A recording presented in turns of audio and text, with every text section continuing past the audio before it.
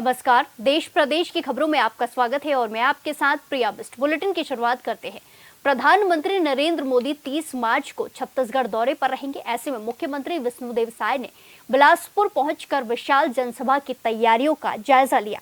उन्होंने कार्यक्रम से जुड़ी सभी महत्वपूर्ण व्यवस्थाओं जैसे मुख्य मंच, हेलीपैड, ग्रीन रूम, सांस्कृतिक मंच का गहन निरीक्षण किया। वहीं सीएम ने मौके पर अधिकारियों की बैठक लेकर उन्हें निर्देश भी दिए कि इस ऐतिहासिक सभा के लिए सभी तैयारियां समयबद्ध, सुव्यवस्थित और जनहित केंद्रित हो। बैठक में बताया गया कि कार्यक्रम में प्रदेश भर से लगभग 2 लाख लोगों के शामिल होने की संभावना है। साथ ही सीएम ने कहा कि पीएम मोदी का अब तक का सबसे बड़ा छत्तीसगढ़ दौरा ये रहने वाला है।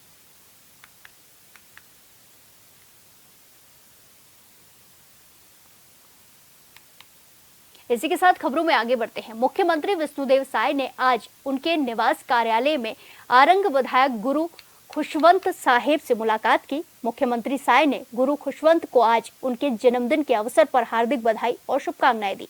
उन्होंने गुरु खुशवंत साहेब के उज्जवल भविष्य की कामना की। इस अवसर पर गुरु बालदास साहेब भी उपस्थित रहे।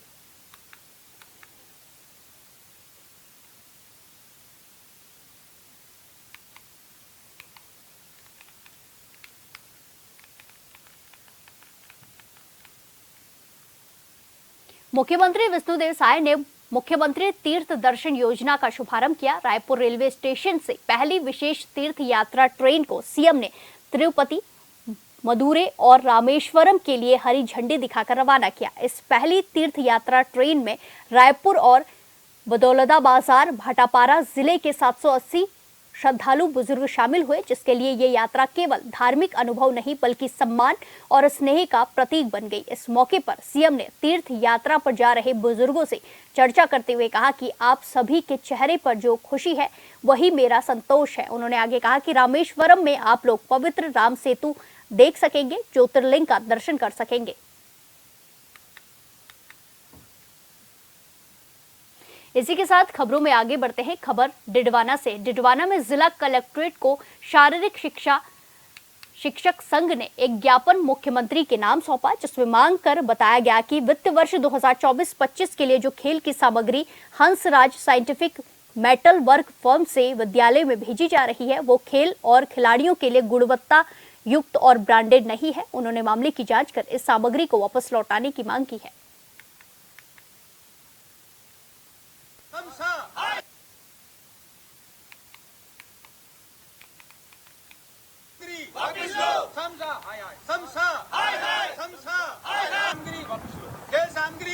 तो तस्वीरें आपको दिखाई जा रही हैं डिडवाना से, जहां शारीरिक शिक्षा शिक्षक संघ ने मांग की गई है। मुख्यमंत्री के नाम डीएम को ज्ञापन सौंपा है और खेल सामग्री की जांच करने की मांग की गई है।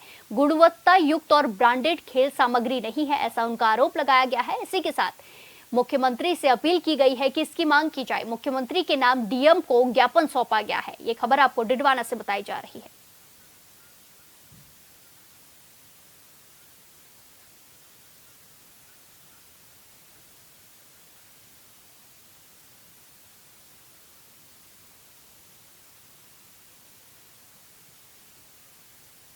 जल संरक्षण 2025 के तहत कार्यक्रम का आयोजन किया गया है, जिसमें सीएम पुष्कर सिंह धामी ने शिरकत की है। क्या कुछ कह रहे हैं आपको सुनाते हैं। प्रदेश है जहां हम सब निवास करते हैं, जिस राज्य के अंदर इतने सारे देवी स्थानों, 4 धाम, आदि कैलाश, गंगा, यमुना, शारदा, पिंडर, इतनी कितनी नदियां जो सदा नीरा है। 71% भूभाग हमारा वनों से आच्छादित है।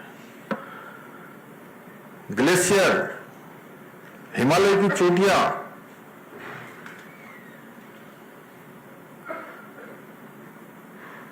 पूरे देश दुनिया को जल देने का काम, जीवन देने का काम, अच्छा पर्यावरण देने का काम हम करते हैं। इसलिए हमेशा लगता है कि हम जो है ऐसे प्रदेश से हैं जहां इतनी सारी प्रकृति के द्वारा और प्रभु के द्वारा हमको इतना बड़ा आशीर्वाद प्राप्त है।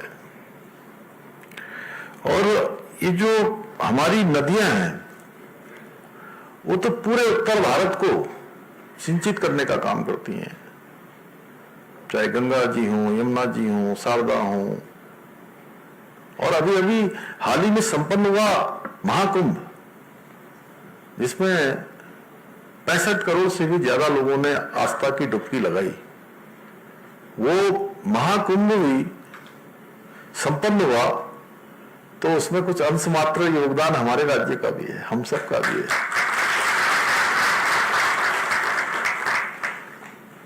मैं खुद महाकुंभ में जाकर डुबकी लगाने का मुझे भी अवसर मिला, साथ में मैं अपनी मां को भी ले गया था, क्योंकि बहुत पहले से मेरी इच्छा थी कि मां और पिताजी दोनों को ले जाऊं, लेकिन पिताजी बीच में दुनिया में नहीं रहे। लेकिन ये अवसर मां को ले जाने का जरूर मुझे मिला।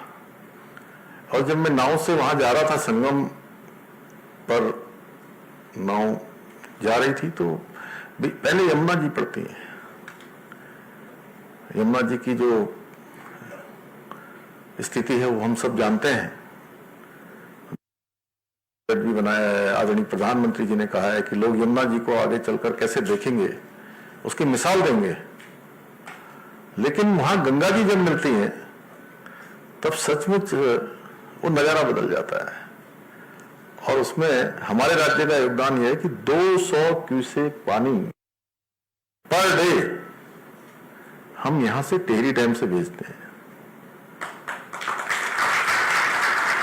उसके कारण से महाकुंभ संपन्न हुआ। और वैसे उत्तराखंड को देश का एक प्रमुख वाटर टावर के रूप में भी जाना जाता है, जहां हमारे यहां नौले, धारे, छोटे छोटे नदियां, गदेरे, जो हमारी पेयजल और अन्य आवश्यकताओं को पूरा करने में बहुत महत्वपूर्ण योगदान देती है। परंतु वर्तमान में जलवायु परिवर्तन के कारण हमारे कई पारंपरिक रूप से जो स्रोत हमेशा 12 महीने लोगों को जल देने का काम, जीवन देने का काम होता था, जिनके माध्यम से उनके सामने आज गंभीर रूप से पर्यावरणीय संकट पैदा हो गया। अभी सिंचाई विभाग की हम लोग बैठक कर रहे थे, तो मैं, आनंद वर्धन जी भी उसमें थे, आप लोगों में से भी कुछ लोग रहे होंगे उस दिन। तो मैं बता रहा था कि बचपन में, आज से लगभग 40 साल पहले, 40 भी नहीं, 42-43 साल पहले, बहुत बचपन में मैं पिथौरागढ़ जाता था। टनकपुर से पिथौरागढ़ जाने में सैकड़ों स्थानों पर नौले आते थे, धारे आते थे, छो बोलते हैं, छो निकलते थे, यही चंदन, यही बोलते हैं ना। और लोग गाड़ियां रुकती थी, जगह जगह पानी पीते थे, जगह जगह मुंह धोते थे अपना, बहुत बढ़िया तरीके से, ऐसे अंजुली से ही धो लेते थे, अंजुली से ही पी लेते थे। कोई गिलास नहीं होता था, कोई कुछ नहीं होता था। बल्कि कहीं कहीं पर मैंने देखा कि वो केले का जो केले का डंठल होता है वो लगा देते थे, उससे और अच्छे से पानी पी लेते थे। खजानदास जी, आपको याद आ रहा होगा जब आप धनोल्टी में रहते होंगे। तो उस समय में एक ऐसा नजारा था। और अब आप चले जाइए यहां से, वहां टनकपुर से पिथौरागढ़ के और आगे चले जाइए, धारचूला तक चले जाइए, उधर डीडीआर तक चले जाइए, जौलजीबी तक चले जाइए, भागी चौरा तक चले जाइए, या नैनीताल से ऊपर को रामगढ़ की तरफ चले जाइए, या हम इधर ऋषिकेश से नरेंद्र नगर होते हुए टिहरी की तरफ चले जाएं, उत्तरकाशी की तरफ चले जाएं, पौड़ी से आगे भी चले चमोली तक है, वो लास्ट गांव हमारा जो घेस है वहां तक चले जाएं, तो ढूंढना पड़ता है। फनई साहब, वहां आपके यहां भी होता होगा पहले से। अब हम ढूंढते हैं जी, कहाँ हैं हमारे नौले, कहाँ गए धारे, कहाँ गए वो स्रोत, कहाँ गए वो गधेरे। सच में देखने में जो है मतलब दूरबीन जैसी लगानी पड़ती है कि कहाँ मिलेंगे ये सब। तब मन में होता है कि कितना समय बदल गया और इसके कारण से बहुत सारी चीजें प्रभावित हो गई। इससे जो है कृषि, खेती, इसकी उत्पादकता के साथ बड़ी संख्या में जो लोग हैं उनकी आजीविका पर भी बड़ा बुरा प्रभाव पड़ा है। पर्यावरण तो प्रभावित हुआ ही है, इसके साथ साथ देखिए जहां जल नहीं होता है तो जीवन तो बहुत मुश्किल होता ही है। वहां जल होता है तो जीवन भी होता है, जल होता है तो समृद्धि भी होती है, जल होता है तो गति भी बढ़ती है, जल होता है तो उन्नति होती है, जल होता है तो प्रगति होती है, जल होता है तो विकास होता है।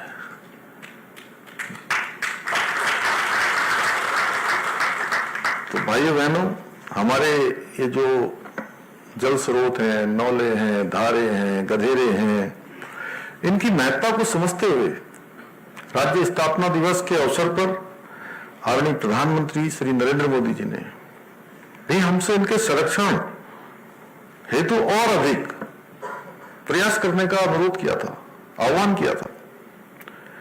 और आदरणीय प्रधानमंत्री जी की अपेक्षा के अनुरूप राज्य के जल स्रोतों के संरक्षण के अभियान में प्रदेश की जो सम्मानित जनता है उसकी भागीदारी सुनिश्चित करने से इस वर्ष के जिसके बारे में अभी गणेश जोशी जी ने कहा कि बहुत अच्छा थीम रखा गया है जल संरक्षण का, धारा मेरा, नौला मेरा, गांव मेरा और प्रयास मेरा, ये रखा गया है। और सच में ये हम कुछ लोगों का ही ये अभियान न रहे, ये थीम कुछ हम लोगों की न रहे, केवल सरकार की नहीं रहे, केवल सारा का ही न रहे, सारे के साथ सारे का सारा हो जाए और ये अभियान हमारा जन जन का अभियान बन जाए और पूरे देश के अंदर हम आज हर क्षेत्र में आज हमारा एक अलग स्थान बनता जा रहा है। आपको याद होगा आदरणीय प्रधानमंत्री जी ने राज्यवासियों को संबोधित करते हुए राज्य स्थापना दिवस पर कहा था कि उत्तराखंड में विकास का महायज्ञ चल रहा है। उत्तराखंड जो कानून बना रहा है, जो पहल कर रहा है, निर्णय ले रहा है, वो पूरे देश के लिए उदाहरण बन रहे हैं। चाहे वो नकल का कानून हो, चाहे वो सबसे पहले देश का यूसीसी लागू करना हो, ऐसे अनेक नवाचार हम कर रहे हैं। तो आप अभी सीएम पुष्कर सिंह धामी को सुन रहे थे, जिन्होंने जल संरक्षण अभियान के तहत कार्यक्रम में भाग लिया और जनता को संबोधित किया। कई सारे मंत्री मौजूद रहे, गणेश जोशी भी मौजूद रहे। फिलहाल वक्त एक छोटे से ब्रेक का, फिर लौटेंगे कुछ खबरों के साथ। बने रहिए हमारे साथ। ब्रेक के बाद एक बार फिर से आपका स्वागत है। रुक करेंगे खबरों का। डिडवाना शहर में संचालित जीवन ज्योति सेवा संस्थान में पिछले 12 दिनों से रह रहे मदन लाल को संस्थान ने उनके परिजनों से मिलवा दिया है। जानकारी के अनुसार मदन लाल दिमागी रूप से बीमार हैं और 8 मार्च को अपने गांव से निकल गए थे। वो निकलकर डिडवाना के निकटवर्ती ग्राम सेवा में देखे गए, जहां पर ग्रामीणों के द्वारा बकरी चोर समझकर उनके साथ मारपीट शुरू कर दी। मदन लाल की दयनीय हालत देखकर किसी समाज सेवी ने इसकी सूचना डिडवाना जीवन ज्योति सेवा संस्थान को दी। 8 तारीख ने अटे क्या बुका दे भगवान ये 36 अन्य बैठो की एक कमल हती करो क्या एक उठते हो वो गए चप्पल से गए। डिडवाना के माल्यान सूर्य मंदिर के सभागार में जिला स्तरीय अंत्योदय कल्याण समारोह का आयोजन हुआ, जिसमें जिले के लाभार्थियों को राज्य सरकार की योजना का लाभ दिया गया। इस मौके पर भरतपुर में आयोजित राज्य स्तरीय कार्यक्रम का वीडियो कॉन्फ्रेंसिंग के जरिए सीधा प्रसारण भी किया गया। वहीं अंत्योदय कल्याण समारोह में मुख्यमंत्री भजनलाल शर्मा ने 92,000 निर्माण श्रमिकों को 100 करोड़ रुपए का हस्तांतरण, दिव्यांगजनों को पावर ड्रिवन व्हीलचेयर का वितरण किया। साथ ही ग्रामीण विकास का नया ई वर्क पोर्टल 2.0 और मोबाइल ऐप का शुभारंभ किया गया।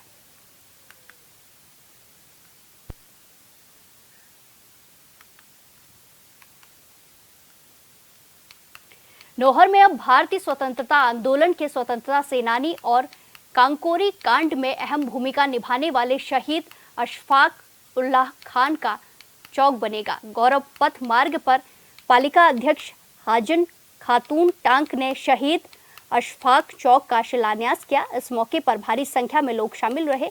वहीं आपको बता दें कि पिछले लंबे समय से मुस्लिम समाज के लोग शहीद अशफाक उल्लाह खान के चौक निर्माण की मांग कर रहे थे, जो कि अब पूरी होने जा रही है। इस दौरान पालिका अध्यक्ष ने कहा कि चौक का निर्माण होने से युवा पीढ़ियों को प्रेरणा मिलेगी। उन्होंने कहा कि देश की आज़ादी में योगदान देने वाले शहीद सभी के प्रेरणा स्रोत है। वर्तमान युवा पीढ़ी को इसके इतिहास से रूबरू कराना जरूरी है। इससे उनमें देश प्रेम की भावना और ज्यादा बढ़ेगी।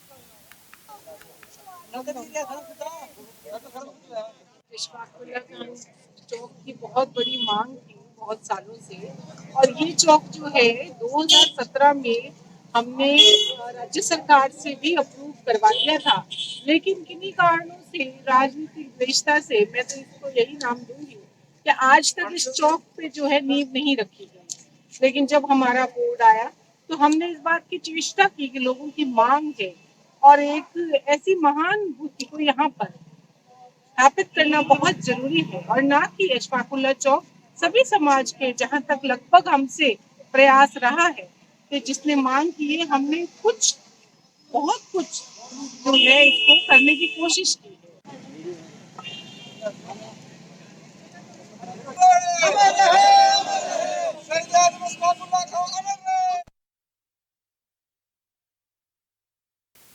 इसी के साथ खबरों में आगे बढ़ते हैं। बीकानेर के कोटगेट थाना क्षेत्र में दो परिवार के बीच जमीनी विवाद को लेकर खूनी संघर्ष हो गया।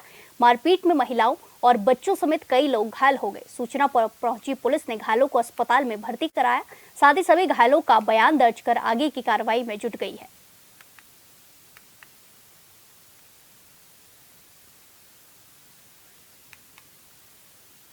इसी के साथ खबरों में आगे बढ़ते हैं। राजस्थान के खिलाड़ियों को प्रदेश का खेल विभाग संपूर्ण सुविधाएं उपलब्ध कराएगा। राजस्थान क्रीड़ा परिषद के अध्यक्ष नीरज कुमार पवन ने कहा कि खिलाड़ियों के लिए सरकार अपने स्तर पर, निजी स्तर पर और पीपीए मोड पर सुविधाएं मुहैया कराएंगी। डिस्ट्रिक्ट लेवल की उनकी चैंपियनशिप हो, स्टेट लेवल की चैंपियनशिप हो और राष्ट्रीय स्तर की चैंपियनशिप हो, जो वो जिनको भेजेंगे उनके नाम पहले से आए। ट्रायल्स पारदर्शी तरीके से इन कैमरा ट्रायल्स हों ताकि उसकी वीडियोग्राफी रहे। जो बच्चा गया ही नहीं उसके सर्टिफिकेट अगर जारी कर दिया किसी खेल संघ ने तो ये पूर्ण रूप से फर्जीवाड़ा है। इसमें बिल्कुल कानूनी कार्रवाई की जाए। इसमें महाराजा गंगा सिंह का यूनिवर्सिटी में बहुत बड़ा रोल है कि घर बैठे आदमी को एक नेशनल खिलवा देते हैं। अगर मैं आपको वही दोहरा रहा हूँ, अगर ऐसा प्रकरण आपने देखा होगा पीटीआई भर्ती में 200-250 लोगों को बर्खास्त किया गया है, तो इसमें सरकार बहुत कड़ी कार्रवाई कर रही है।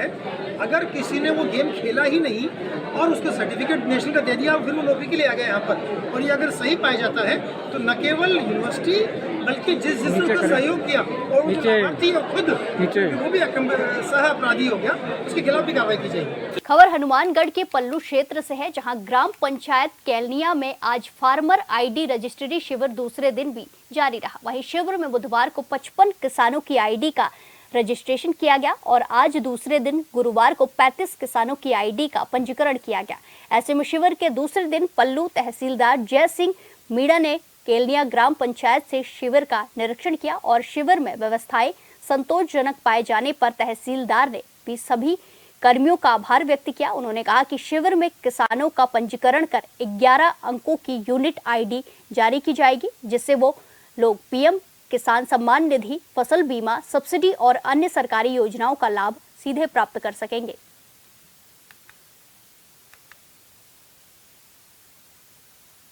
आईडी शिविर का विजिट किया है। सर, कितनी फार्मर आईडी यहाँ बन चुकी है और उस शिविर में क्या क्या व्यवस्था मिली? इसमें करीबन किसानों की 100 आईडी बन चुकी हैं और कैंप का ये दूसरा दिन है। जी जी, क्या क्या व्यवस्था मिली सर कैंप में, अच्छी तरह से कैंप कैंप चलाने के लिए हमारा पटवारी है और ग्राम सेवकर और सरपंच ग्रामीण सरपंच है। अच्छा, लोग बढ़ चढ़ के भाग ले रहे हैं सर फार्मर आईडी बनाने के लिए? हाँ, लोगों का खुद से है, काफ़ी लोग आ रहे हैं। कुछ बचे हुए किसान हैं, उनको भी इसमें शामिल किया जाएगा।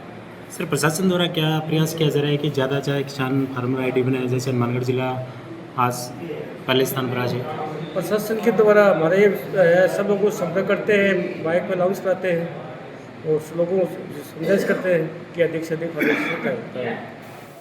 इसी के साथ खबरों में आगे बढ़ते हैं। इस वक्त की बड़ी खबर बीजापुर से सामने आ रही है, जहां नक्सलियों के मंसूबों पर जवानों ने पानी फेर दिया है। 45 किलो का आईईडी किया गया बरामद। सुरक्षा बलों को नुकसान पहुंचाने के लिए लगाया गया था आईईडी। ये बड़ी खबर आपको बता रहे हैं बीजापुर से, जहां नक्सलियों के वारदात को फेल कर दिया गया है। 45 किलो का आईईडी बरामद किया गया है।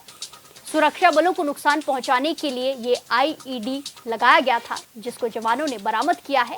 बीडीएस की टीम ने आईईडी को किया निष्क्रिय, डिफ्यूज कर दिया है। बीजापुर के चेरपाल पालनार मार्ग का ये पूरा मामला है, जहां आईईडी बरामद किया गया है। बीजापुर नक्सलियों के मंसूबों पर जवानों ने पानी फेरा है।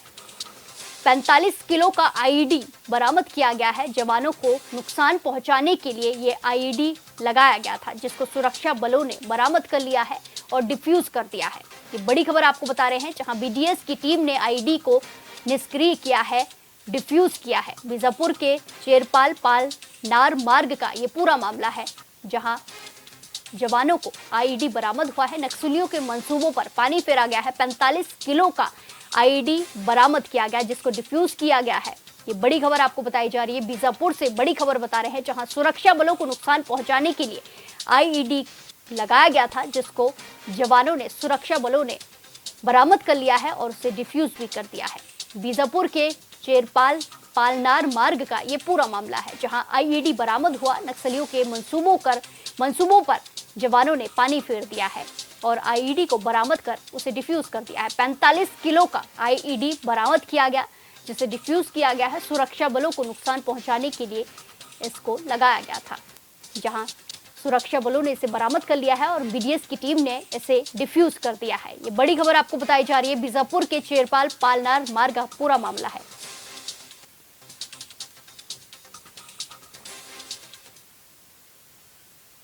इस बुलेटिन में फिलहाल के लिए इतना ही। बाकी तमाम खबरों के लिए देखते रहिए HNN 24/7। नमस्कार।